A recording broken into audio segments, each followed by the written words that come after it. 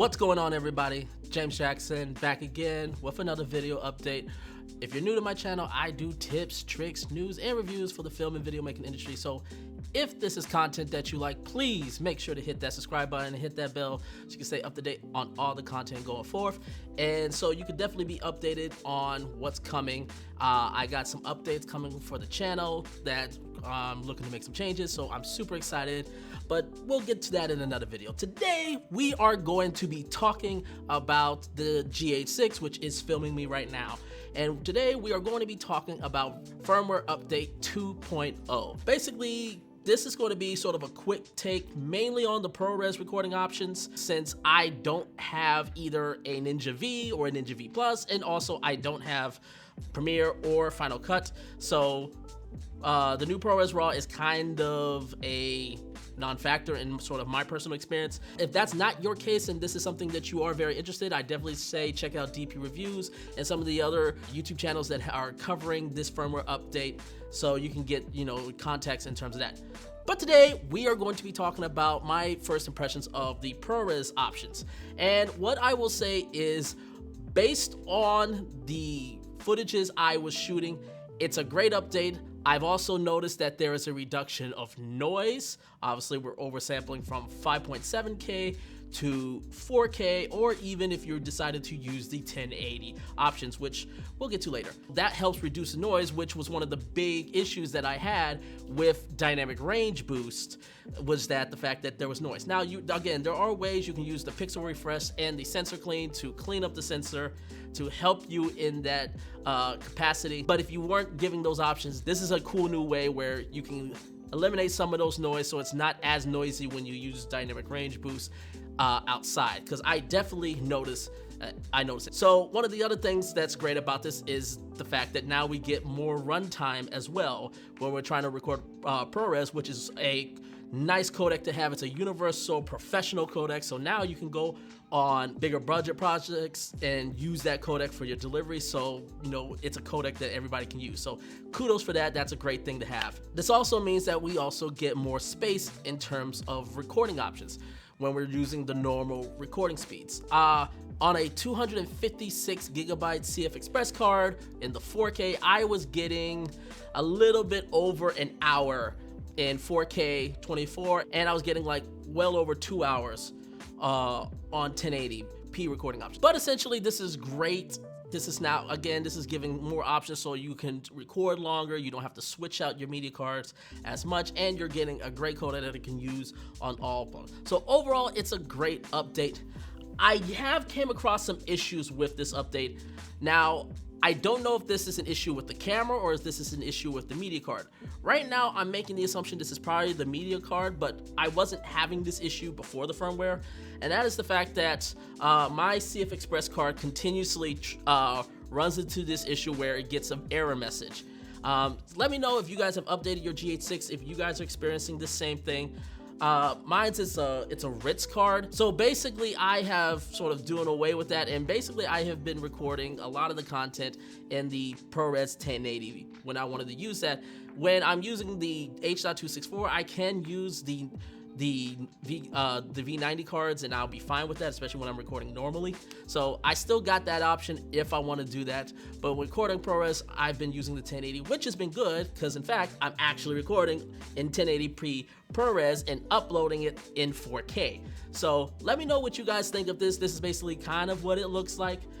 So let me know what you guys think of, because this could be a way where you can get away with delivering in 4K and still delivering great quality, because we are oversampling from 5.7K. But yeah, that was the thing. It's like I've been running into an issue with cards and reading cards ever since then, especially 4K 60.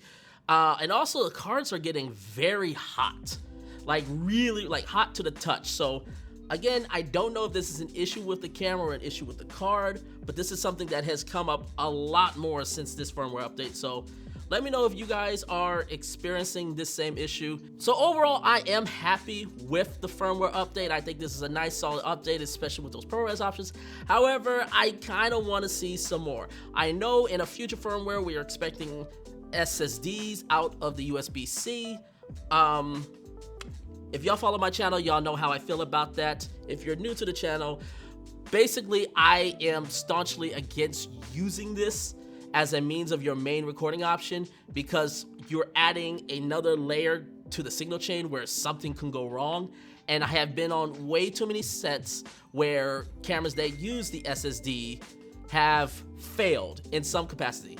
It's happened on weddings, it's happened on a whole bunch of corporate projects. So from this point on, me and a lot of my friends who actually have worked initially started with SSD, we all have stayed away and we've gotten internal media cards. So things like either Cfast 2.0 or Cfexpress Cards, just buy those. Yes, they're more expensive, but what's more expensive?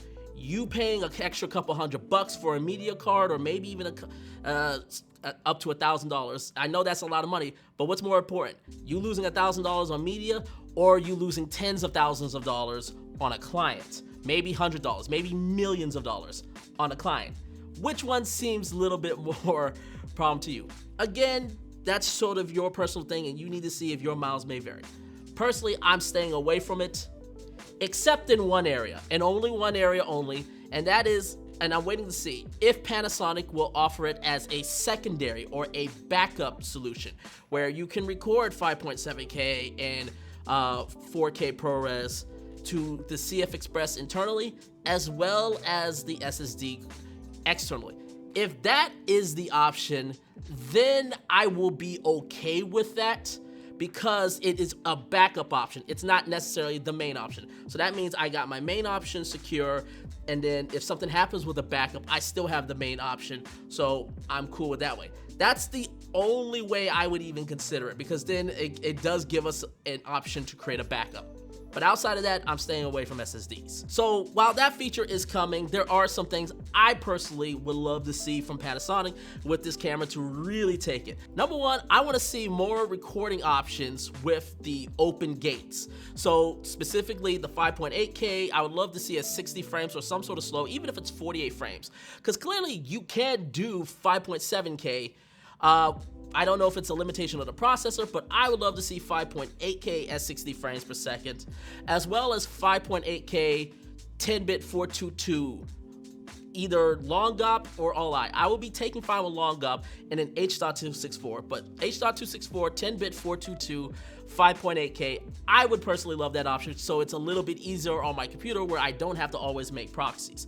So giving me more recording options in open gate would be a game stopper for me personally, and I think this would even open the door to more things that this camera can use. Another thing I would love to see in this GH6 is Blackmagic Raw out of the external HDMI, which would give you to a video assist.